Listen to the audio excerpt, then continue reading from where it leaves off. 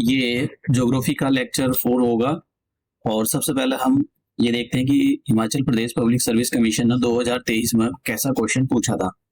देखिए, ये क्वेश्चन है वो प्लेन से रिलेटेड है। तो आज का जो लेक्चर है हमारा, हमने नदर माउंटेन खत्म कर लिए।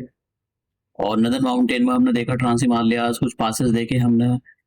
और फिर हमने ग्रेट हिमालयाज के बारे में पढ़ा, लेसर हिमालयाज, शिवालिक के बारे में पढ़ा, कौन कौन सी उनकी इंपॉर्टेंट पीक्स हैं उनके बारे में देखा, पिछले साल के कैसे क्वेश्चन थे वो देखा। आज हम नदन प्लेन स्टार्ट करेंगे।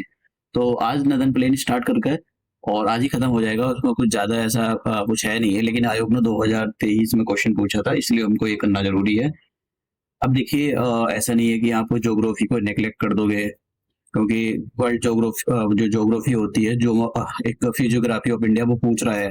मैं उसका क्वेश्चन आपको दिखा देता हूँ। ये 2023 में पूछा था। 2023 का क्वेश्चन ऊपर हिंदी में, नीचे सॉरी ऊपर इंग्लिश में, नीचे हिंदी में क्वेश्चन पढ़ सकते हो कि bangar alluvium soils are known as. ठीक है, तो अभी मैं इसका आंसर नहीं बता रहा हूँ, जब लेक्चर कंप्लीट हो जाएगा तो आप उसका आंसर खुद दे सकते हो।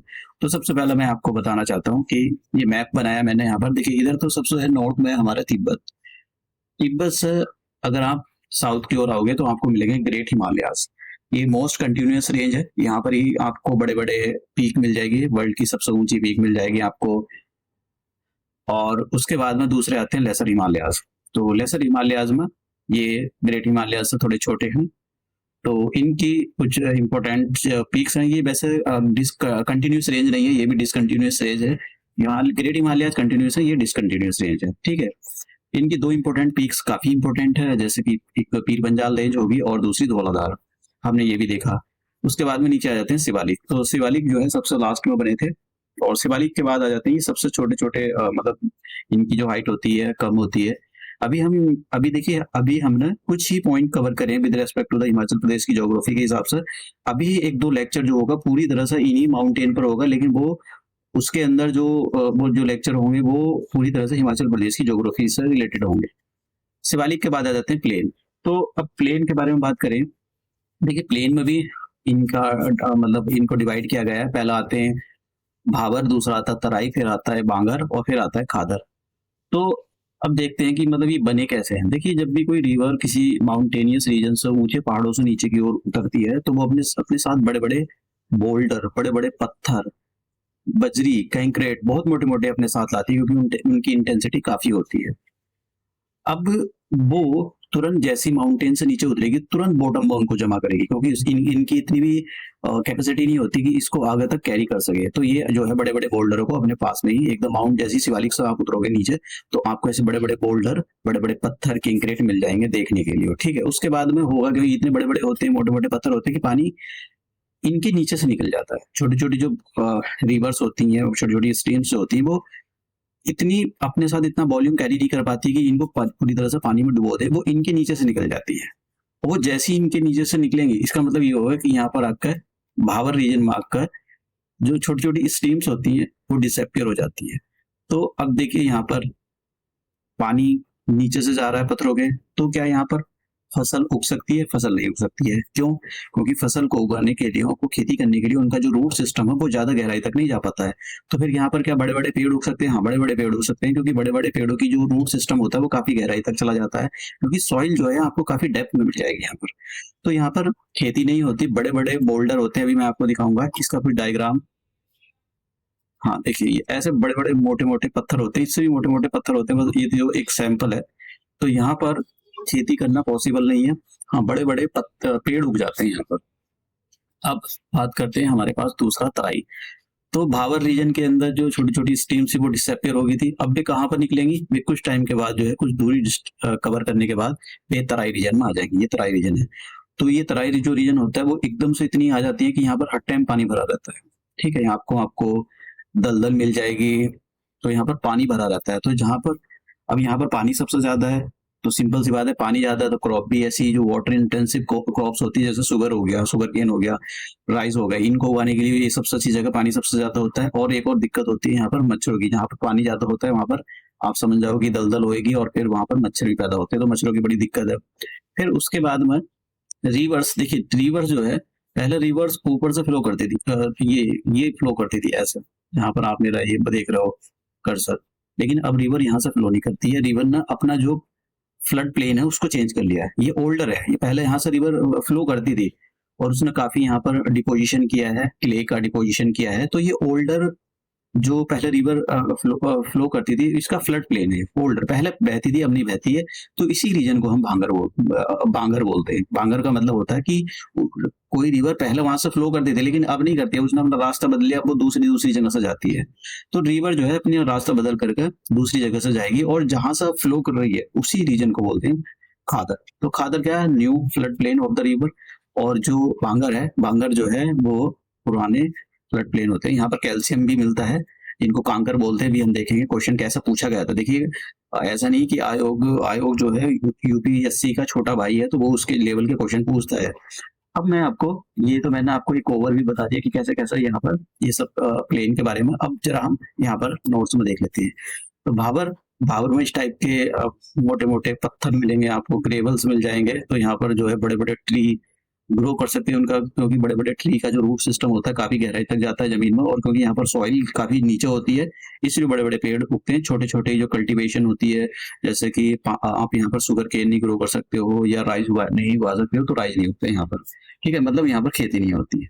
दूसरा, आपको ये बात याद रखने की जरूरत है कि ये जो भावर है, भावर की चौड़ाई आपको ईस्ट में मिल जाएगी, क्योंकि ईस्ट में रिवर एकदम डायरेक्टली नीचे उतरती है। ईस्ट का वो सॉरी वेस्ट में इनकी जो डेप्थ जो चौड़ाई है वो काफी है रादर देन द ये तो ईस्ट की साइड में।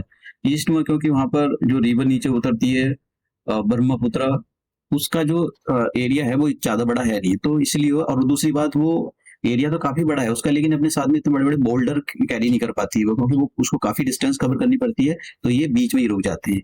लेकिन वेस्ट के अंदर रिवर तुरंत एकदम माउंटेन रीजन से नीचे उतर रही होती है, तो वो अपने साथ बड़े बड़े बोल्डर लाती है, उनको ज्यादा डिस्टेंस कवर नहीं करनी पड़ती है। ठीक है, तो दो तीन चीजें याद रखना यहाँ पर। जैसे मैंने कहा, यहाँ पर जो है रिवर है वो डिसअपियर हो जाती है, यहाँ पर रिवर दिखाई नहीं देगी। और आप दूसरा चलते हैं, मैं अभी एक और मैप दिखाऊंगा आपको। दूसरा आता तराई। तो तराई के अंदर जैसे ही रिवर ऊपर डिसअपियर होगी थी बड़े बड़े पत्थरों के अंदर, अब यहाँ पर वो अपियर होगी, दिखाई देगी। तो यहाँ पर सब इतनी जल्दी, मतलब वो बहुत सारी स्ट्रीम्स आपको दिखाई देंगी, आपको पता ही नहीं लगेगा कि पानी कहाँ से आ रहा है। यहाँ पर पानी निकलता रहता है, तो पानी सबसे ज्यादा होता है। तो यहाँ पर पानी होने की वजह से जो आप वाटर इंटेंसिव क्रॉप्स होती है, जिनको पानी की बहुत ज्यादा जरूरत होती है, ऐसी क्रॉप्स ग्रो कर सकते हो, जैसे कि राइस हो गया, शुगर केन हो गया, इनको यहाँ पर खूब उगा सकते हो और ये काफी उगाया भी जाता है।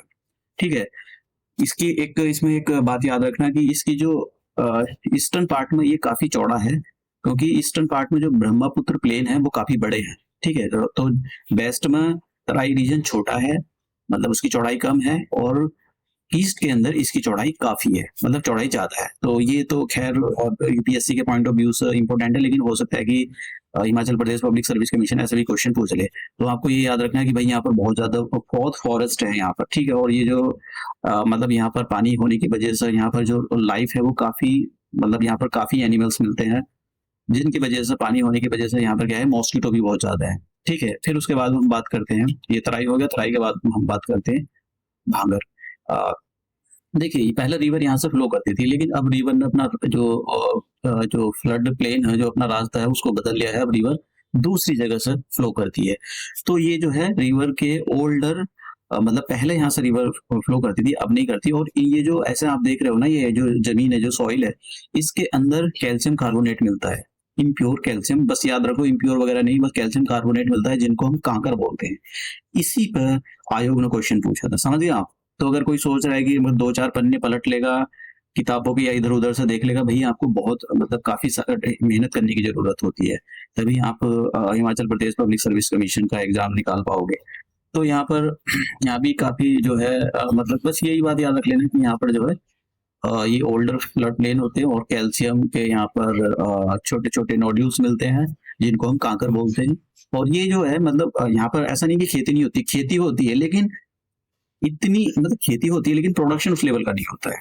फिर बात करते हैं, मतलब इतना प्रोडक्ट यहाँ से प्रोड्यूस नहीं किया जा सकता है।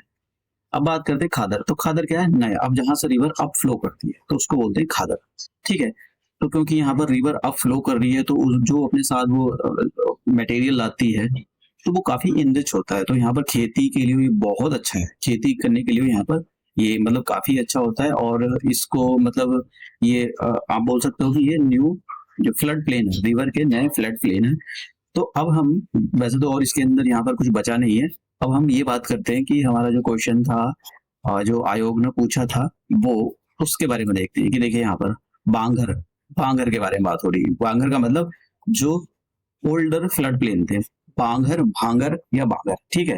देखो ये वाले यहाँ पर रिवर अब फ्लो नहीं करती, पहले फ्लो करती थी। इसमें कैल्शियम मिलता है, कैल्शियम के नोडल्स मिलते हैं जिनको हम कांकर बोलते हैं। तो इसमें यही पूछा था कि भैया आपको ये बताइए कि ये जो बांगर एलुवियम सॉइल्स है आर नोन एज, इनको क्या बोलते हैं? क्या लोयस बोलते हैं या रेगर बोलते हैं या कांकर्स बोलते हैं या बर्ड्स या फिर इनको वर्टिसोल्स बोलते हैं? देखिए मैंने भी आपको बताया इनको कांकर्स बोलते हैं। तो इसका जो सही आंसर है वो ये है कि इसका पी आंसर, ठीक है। तो आयोग देखिए ये 2023 का पेपर है, 2023 के पेपर से मैंने लिया है। तो मैंने यहाँ पर सारी इन्फॉर्मेशन आप ये इस डायग्राम से भी देख सकते हो। मैंने यहाँ पर एक ये डायग्राम दिया था कि इधर सबसे इधर तिब्बत है, फिर ये माउंटेन रीजन हो गए, माउंटेन रीजन से यहाँ पर आते हैं भाबर तराई, ठीक है।